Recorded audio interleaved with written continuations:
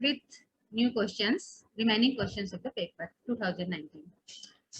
So 2 carpenters could fit new window in a house in 3 days. Okay, this is your short type question. Number of carpenters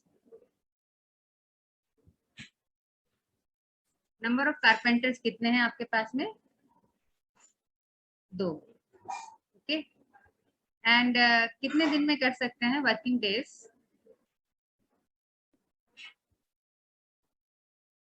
ये आपको दिए 3. How many carpenter would be needed to fit? ठीक है, अब next जो है वो आपका क्या है? एक्स, नेक्स्ट सीन में. एंड आपको एक दिन 1 डे में काम कंप्लीट करना है. ओके, अब आपको ये पता है कि मोर कारपेंटर्स लेस डेज. अगर आपके पास ज्यादा कारपेंटर होंगे, मोर कारपेंटर इम्प्लाइज लेस डेज, तो ये कम दिन में काम हो जाएगा. इसका मतलब ये कैसा है? This is case of inverse ratio. Inverse ratio, ठीक है ना? तो इनवर्स रेशियो में हम क्या करेंगे? कारपेंटर का रेशियो क्या है? 2/x. ओके, और डेज का जो रेशियो है इसको हम क्या कर देंगे? इनवर्स. मतलब इधर 1 कर देंगे और इसका 3 कर देंगे. ठीक है, 3:1 को आप क्या बना देंगे? 1:3, और फिर इससे इक्वेट करवा देंगे. ठीक है ना? इनवर्सली प्रोपोर्शनल है. जब भी इनवर्स का केस हो तो आप इसे इनवर्स कर देंगे. 2 के कॉरस्पॉन्डिंग 3 है, बट ये इनवर्स केस है, इसलिए आप 2 को इसको आपस में रिवर्स कर देंगे. या फिर आप ऐसे भी कह सकते हैं कि 2 और 3 को हमें मल्टीप्लाई करना है. ओके, तो फाइनली आपके पास x की वैल्यू क्या आ जाएगी? 3 into 2 दैट इज 6. सो इस तरह से हम इस क्वेश्चन को करेंगे. सो अगर हम 6 कारपेंटर्स लगाएं तो 1 डे में आपका काम कंप्लीट हो जाएगा. ओके, नाउ नेक्स्ट क्वेश्चन पे आते हैं.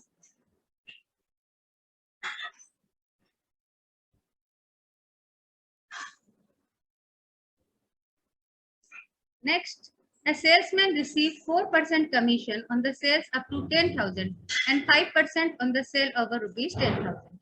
Okay, ये कमीशन क्वेश्चन है. इसमें क्या है कि जब 10,000 की जब तक वो करता है सेल, तब उसे 4% डिस्काउंट मिलता है. तो 4% डिस्काउंट उसे कब तक मिलेगा? 10,000. अप टू 10,000 की शॉपिंग में उसको कितना मिल रहा है? 4% का डिस्काउंट. और फिर उसके आगे उसे कितना मिलेगा? 5%. अब 5% कितने पे मिलेगा? टोटल उसने जो शॉपिंग सेलिंग की है वो की है 35,000 पे. तो इसका मतलब रिमेनिंग 25,000 पे उसको कितना मिलेगा? 5% का जो है कमीशन मिलेगा. ओके, अब आपको बतानी है कि find his total income on the sale of 35,000. ठीक है, तो 4% ऑफ 10,000 आपका हो जाएगा 4/100 into 10,000. Okay, that is equals to 400. And 5% आपको किसका देखना है? 25,000 का. ये आपका हो जाएगा 1250. ओके, तो इसका मतलब टोटल इनकम आपकी कितनी आ गई? टोटल इनकम जो उसकी हुई 1250 plus 400 that is equal to 1650.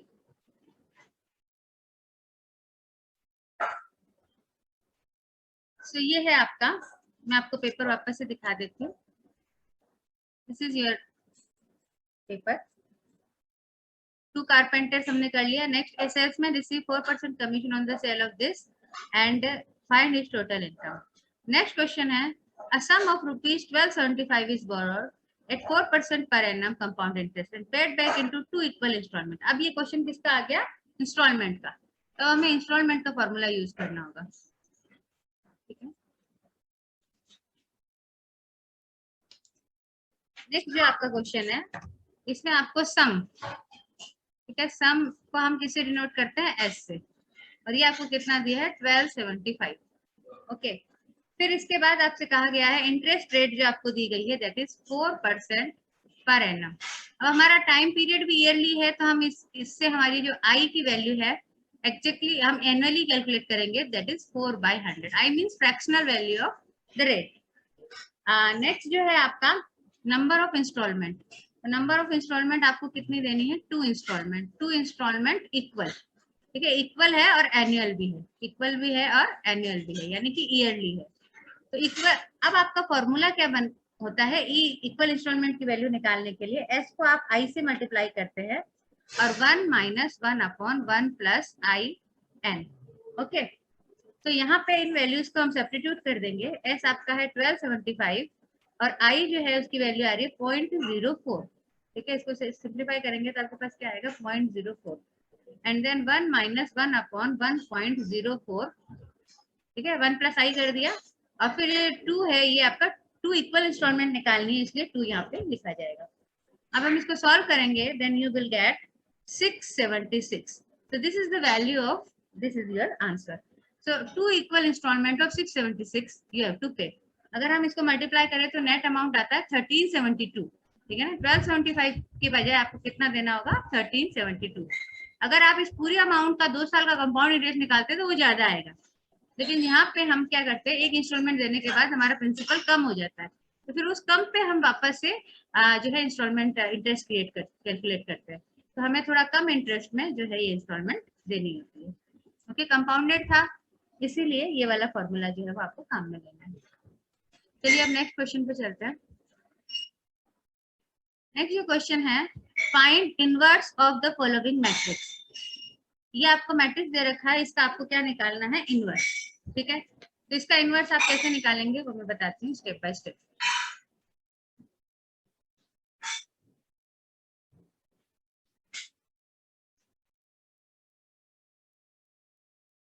तो मैट्रिक्स आपका है 0 1 1 1 0 1 1 1 0। सबसे पहले आपको इस मैट्रिक्स का डिटर्मिनेंट निकालना होगा। तो डिटर्मिनेंट वैल्यू फर्स्ट रो के कोफैक्टर से आप मल्टीप्लाई कर दीजिए। ये फर्स्ट 0 का कोफैक्टर ये वाला होगा, देन माइनस साइन 1 का कोफैक्टर जो है वो इसके रो और कॉलम को आप हाइड कर दीजिए, तो 1 1 1 0, देन प्लस 1 के साथ मल्टीप्लाई होगा 1 0 1 1 and then you will get this become 0 and this is your plus 1. Okay, minus 1 into minus 1 plus 1 and again here it is plus 1. So net plus 2.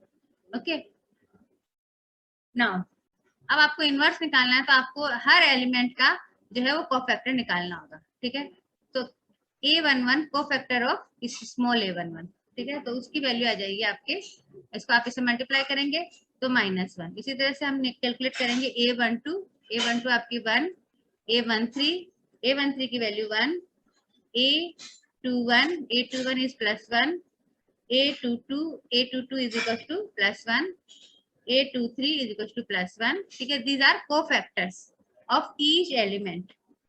Then a31 की value +1, a32 is 1 and a33 is equal to -1. So on the basis of this we can calculate your adjoint matrix. So adjoint of A can be given as, आप इन सबको जो है line से लिख दीजिए जैसा आया है, फिर इसका जब हम ट्रांसपोज लेंगे then we will find adjoint of E।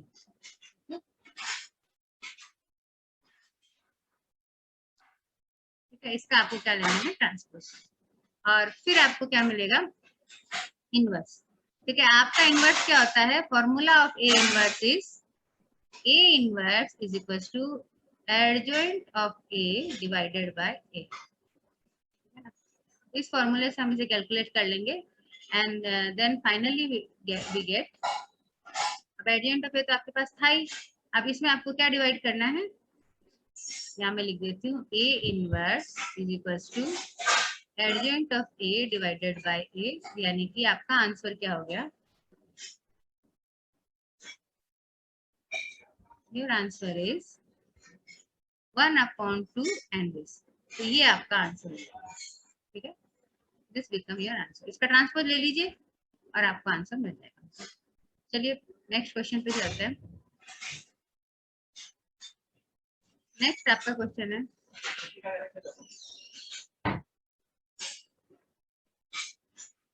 if a function is defined as fx is equal to x minus x upon x and आपको बताना है f2 and f-3। Okay,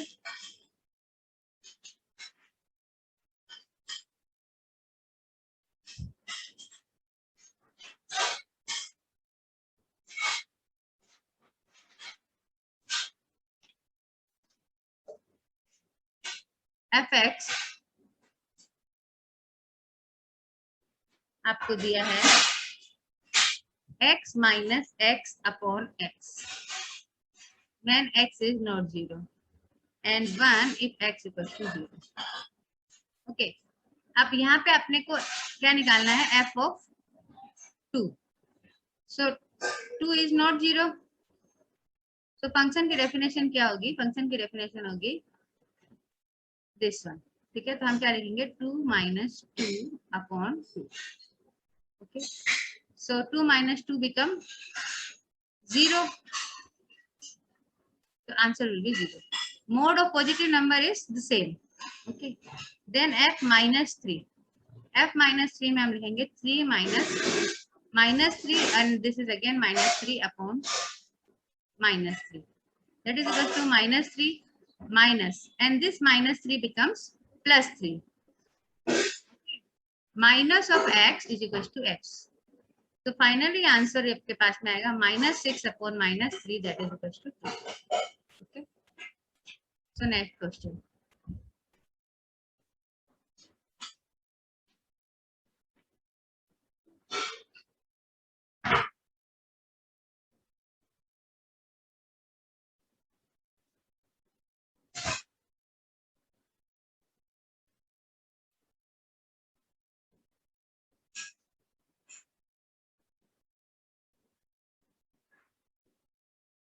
Now part second.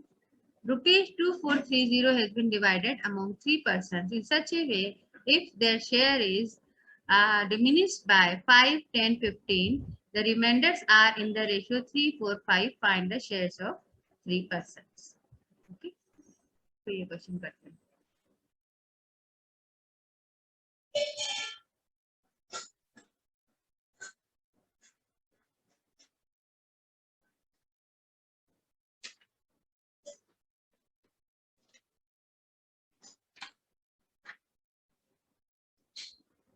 Left.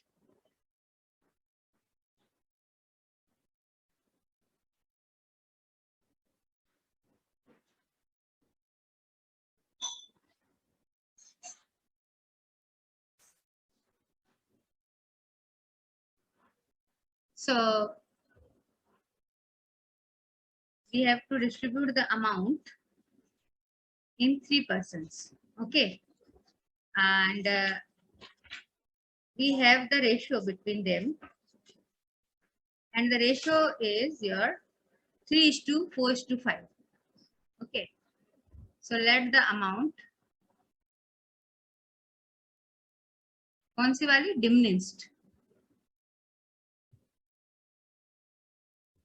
3x plus 4x plus 5x. Okay.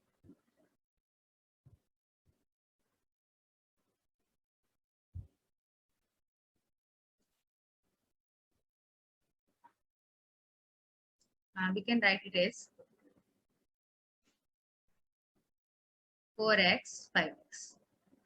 Now आपसे कहा गया था कि ₹5 first में reduce किए तब 3x मिला. ठीक है ना, कोई अमाउंट थी उसमें आपने 5 रिड्यूस किए, यानी कि अगर हम इसमें 5 जोड़ दें तो हमें फर्स्ट पार्ट मिल जाएगा. इसी तरह से इसमें 10 रुपीज जोड़ दें तो सेकंड पार्ट मिल जाएगा और इसमें 15 ऐड कर दें तो आपको थर्ड पार्ट मिल जाएगा. And this whole must be equals to, अगर हम इन सबको ऐड करें तो it must be equals to the total amount that is 2430. So it means इन सबको हम ऐड करेंगे तो 12x plus 30 must be equals to 2430, and that means x is equals to 12x is equals to 2400. That means x is equals to 200.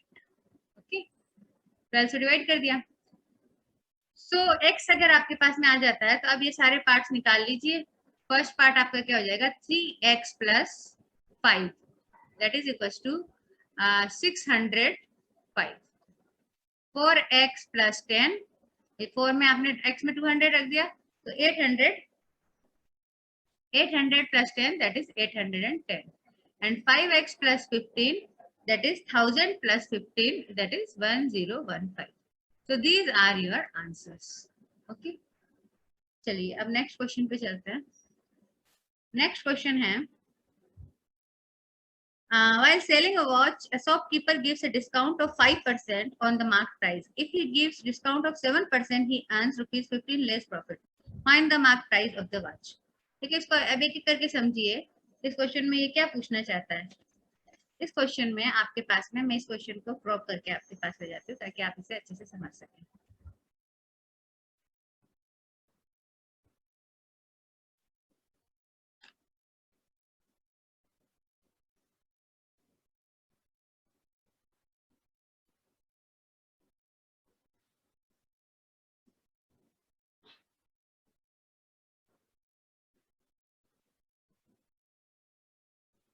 Okay,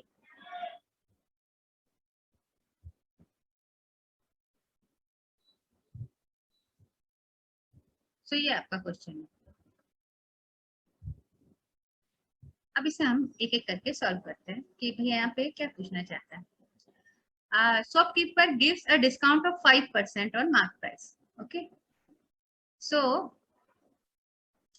आपका जो भी mark price है, ठीक है, उसमें आपने 5%, मार्क प्राइस हमेशा हमें क्या लेना होता है, 100।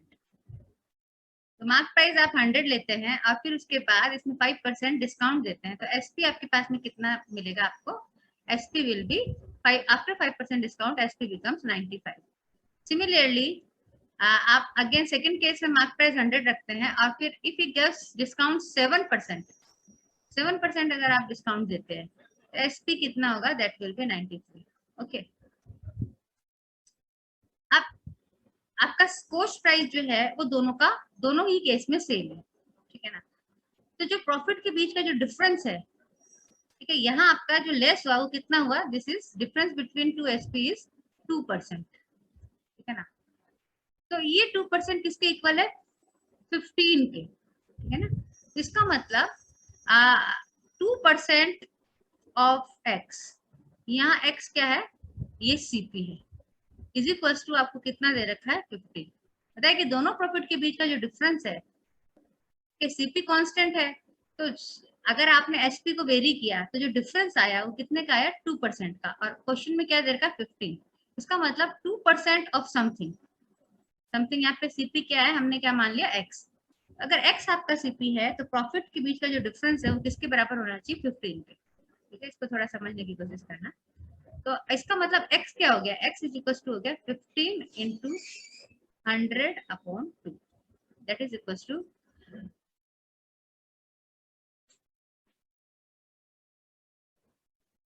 60। ठीक है, 15 5 जा,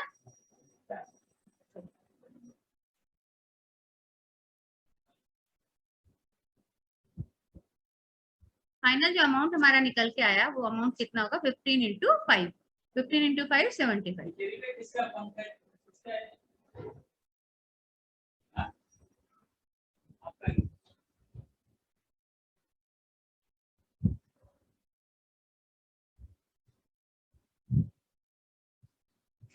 तो 7750 will be your net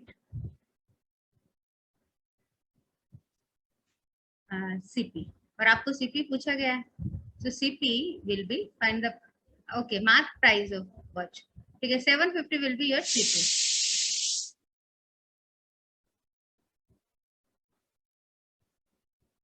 चलिए अब नेक्स्ट करते हैं। एक बार आपके पास सीपी आ जाता है तब आप इससे एसपी और एमपी निकाल सकते हैं, किसी भी एक केस से निकाल सकते हैं।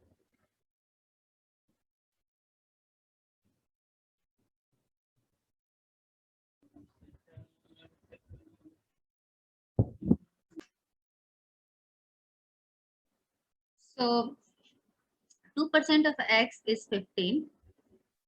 Okay, this is mark price actually।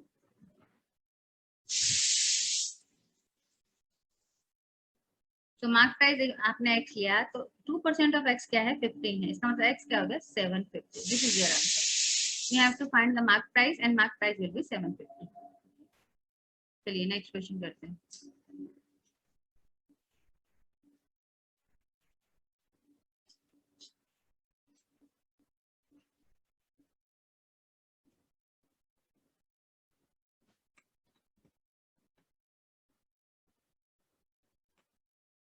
Next, the difference between simple interest and the compound interest on a certain money of 2 years is 10% is rupees 8. Find the sum of money. Okay. So you have to calculate the simple interest and compound interest on a certain sum of money. Okay.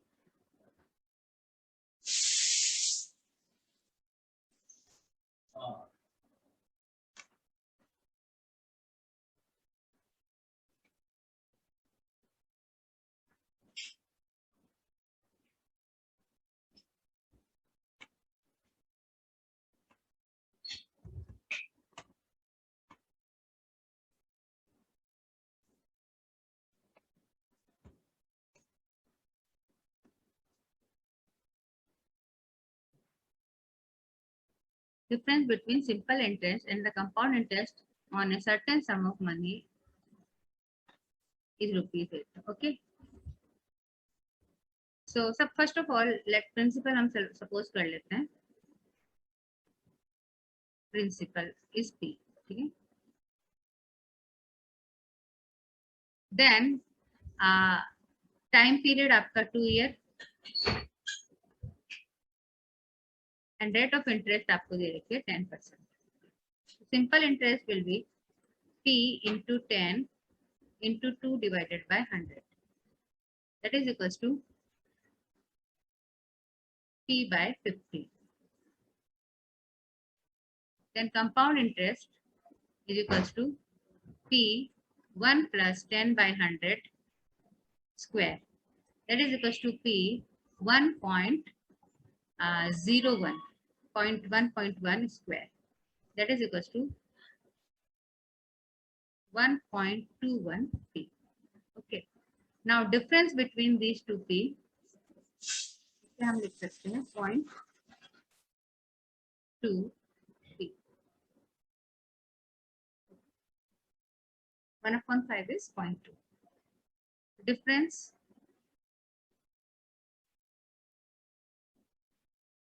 is equals to, first of all, compound, this is amount actually, minus P like that.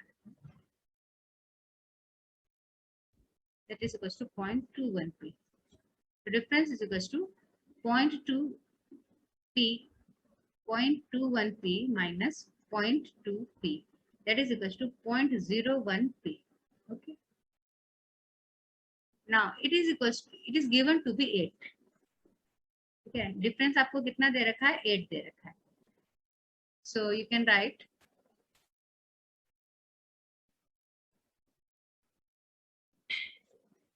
.01 P is equals to 8. That means P is equals to 8 into 100. 0.01 क्या हुआ? 1/100. So that is equals to 800. So answer.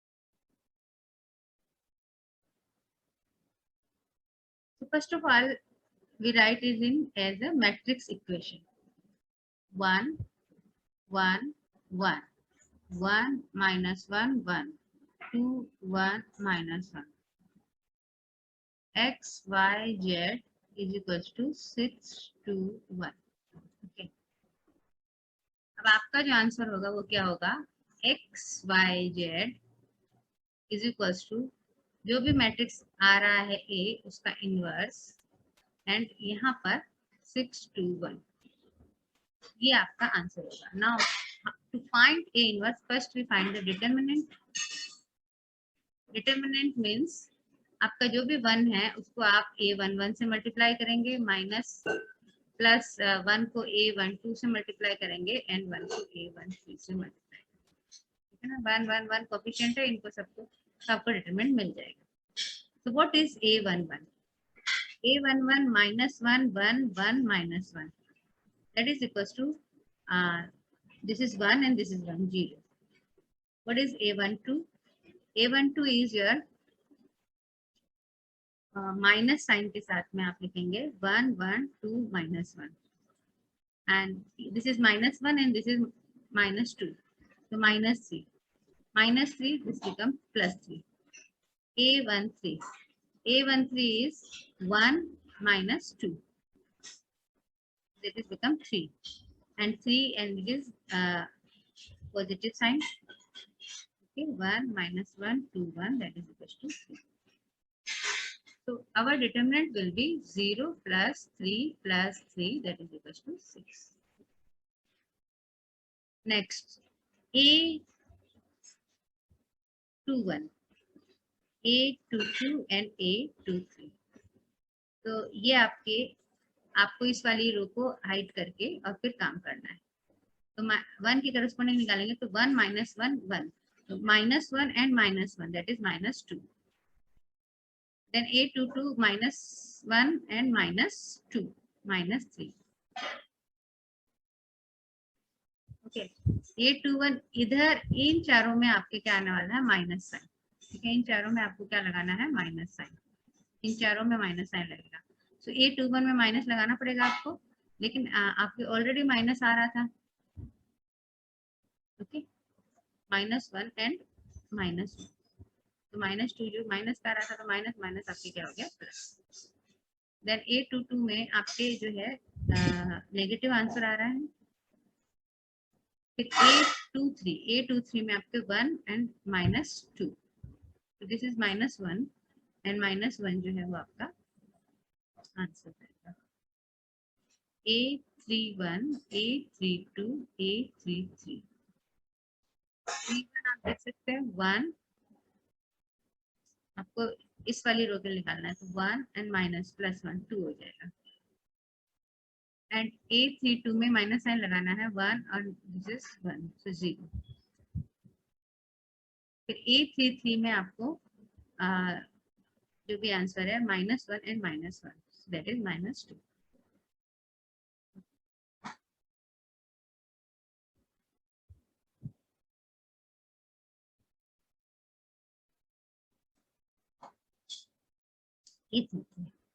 A33 में कोई sign नहीं आएगा.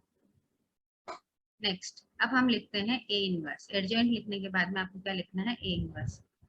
तो A inverse के लिए आपको एडजॉइंट लिखना होगा. पहले एडजॉइंट आपका हो जाएगा, ये जैसे लिखा है मैंने, रो को कॉलम में ऑलरेडी लिखा है, तो इसी पोजीशन में आपको लिखना है. 0 3 3 2 -3 -1 2 0 -2. ओके, अब इसमें आप क्या करेंगे, डिवाइड बाय. अगर आपको ए इनवर्स चाहिए तो एडजॉइंट को आप डिवाइड करेंगे डिटर्मिनेंट से, और डिटर्मिनेंट क्या है आपका 6, तो 1/6 एंड दिस. फाइनल आंसर आपके पास में जो आएगा, ये जो इनवर्स आपको लिखना है वो आएगा 1/6 एंड 0 2 2 3 -3 0 3 -1 -2. अब इसे आप कैलकुलेट कीजिए. 2 into 2 एंड 2 into 1. ठीक है, तो 4 + 2 दैट इज 6. ओके, 1/6 है, या 1/6 में पहले ही कर देते, 6/6 लिख देते हैं. ठीक है, फिर इसके बाद 6 3 जा 18 and -6, so this becomes 12. Then 6 3 जा 18 -2 and -2.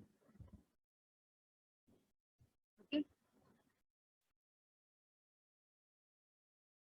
कंफर्म कर लीजिए इसको. The last quantity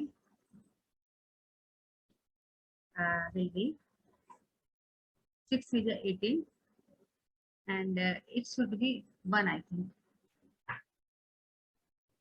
2 and 2.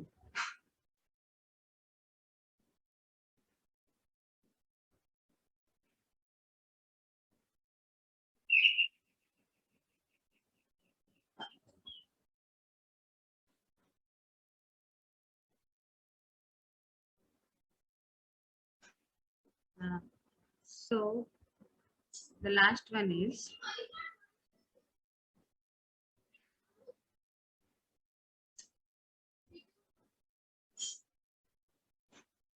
6 12 18 divided by 6, so you will get 1 2 3. So answer will be 1 2 3. X is equals to 1, y is equals to 2, and z is equals to 3.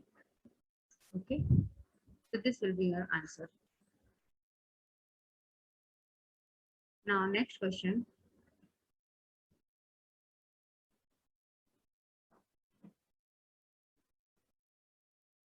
A manufacturing company produces and sells shares. The cost function is given by this. So हम ये cost function ले लेते हैं.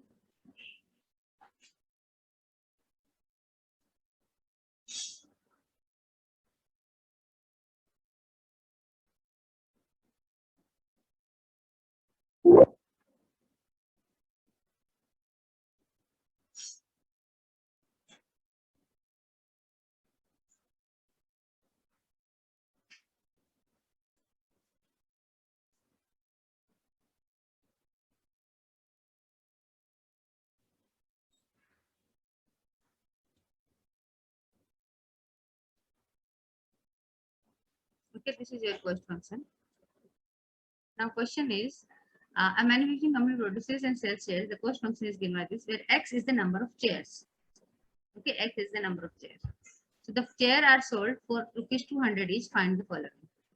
और जो आपका पर price आप जिसे सेलिंग प्राइस जो है वो क्या है 200. Now the total cost of producing 25 chair. First question क्या है? Total cost of producing 25 chair. ठीक है, 25 chair यानी आपको निकालना है C25. So C25 will be 4 into 25 plus 120 into √25 plus 4000.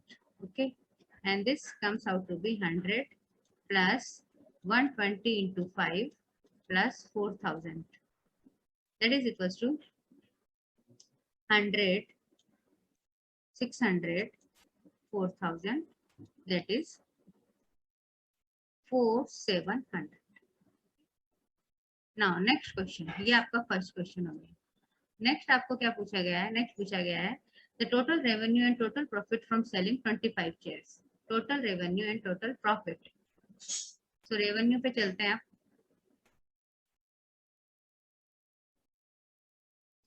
Revenue function.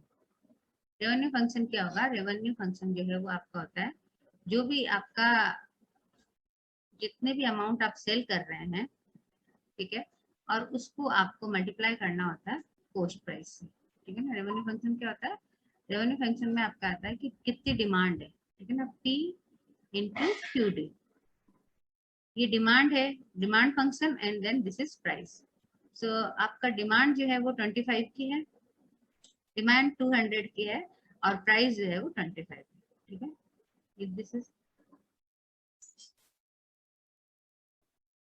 Finally आपके पास में आंसर आ गया. Just a minute.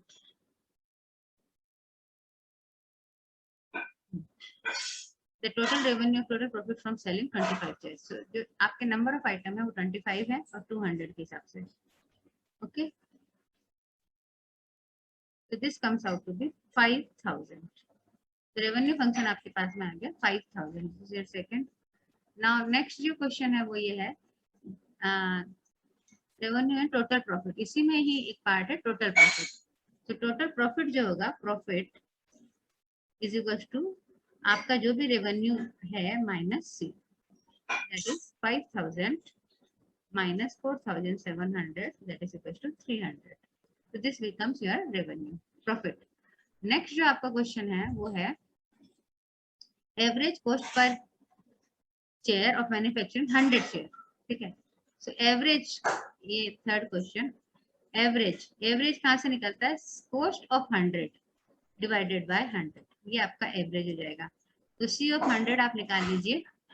That is 400 plus 120 into 100 root, that is 10, plus 4000 divided by your 100, and this comes out to be, and this is 1200 plus 4000, 500, 200, and 1200 plus 400, 1600, 1600 means 5600.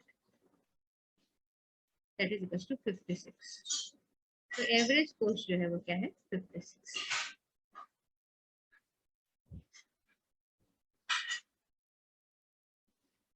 Okay. Average cost जो आपके पड़ रही है वो 56. देख लीजिए 120, 1200, 1200 plus 400, 1600, 1600 plus 4000, that is 5600 divided by 100 equals to 56. अगर आप 100 शेयर का प्रोडक्शन करते हो तो आपकी जो कॉस्ट पड़ती है वो 56 पड़ती है. तो उस हिसाब से आपको प्रॉफिट भी अगर आप 200 में सेल करते हो तो प्रॉफिट काफी अच्छा आपको मिल सकता है।